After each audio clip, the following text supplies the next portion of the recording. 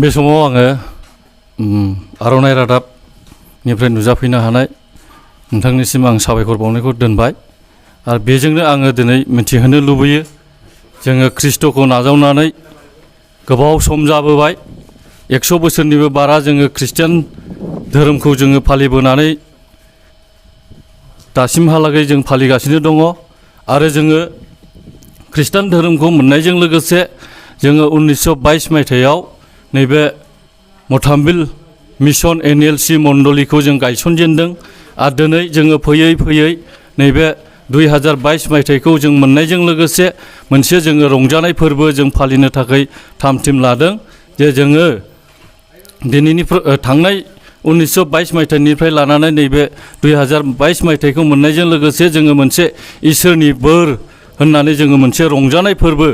आरो इसोरनि बोरखौ जों नाजावनो थाखाय थाम-थिम जानानै नैबे रंजानाय फोरबोखौ जोङो फालिनो थाखाय लाहार फाहार खालामदों आरो नैबे जोङो रंजानाय फोरबो जुबलिखौ फालिनो थाखाय जोङो फैबाय थानाय नैबे नभेम्बर दाननि 29 थारिखआव जोङो बे हाबाफारिखौ लानाय जादों प्रग्रामखौ जों बानायनाय जादों आरो फुंनि बेलायाव जोङो नैबे गोदानै लुखांजानाय गिर्जा न'खौ जोङो फोथारनाय जागोन आरो बेजों लोगोसेनो जोङो जौथायारि मोनसे रंजानाय फोरबोखौ जों फालिनो थाखाय थाम-थिम जादों आरो नैबे गिर्जा न'खौ बेखेवनो थाखाय आरो जायफ्रा बे बेखेवनाय आरो रंजाथायाव जाय सुबुंफोरनो जोङो इनभाइटेसन होबाय आरो जायफोरनो जोङो होनो हायाखै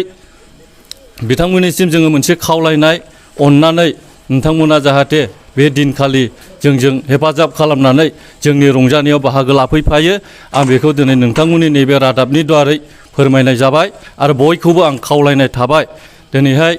नैबे जोंनि मण्डलीखौ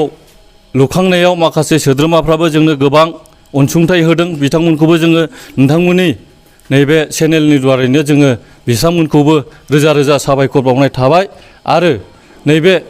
जोंनि लुखांजानाय गोदानै गिर्जाखौ बेखेवनो थाखाय जोंनि बारग' बिशप राइट नित्यानन्द बरगयारी जों बिथांखौ आलासि महरै जों हांख्रायदों आरो नैबे गिर्जायावनो जोङो सासे आरोबाव आलासि जों हांख्रायबावदों जोंनि बङाइगाव डायसिसनि सिङाव थानाय डिपुटि बिशप जों बेखौबो जोङो हांख्रायदों आरो जुबलिनि थाखाय जोङो एक्सट्रा प्रग्राम लानाय जादों जुबलिखौ जोङो 1 थानिफ्राय जों सुरु खालामनाय जागोन आरो नैबे जुबलिनि थाखाय जोङो बङाइगाव डायसिसनि सिङावनो थानाय मिसेस समिरन नार्जारिखौ जोङो गाहाय आलासि हिसाबै जोङो हांख्रायदों बिथांमोनखौ दिनै आङो आरो खनसेबाव बयनिसिमबो जोंनि मथामबिल मण्डलीनि जानानै हांख्रायनानै बेखिनियावनो आं खावलायबावबाय जाहाथे नोंथांमोना जोंजों हेफाजाब खालामफैयो एसेनोसै।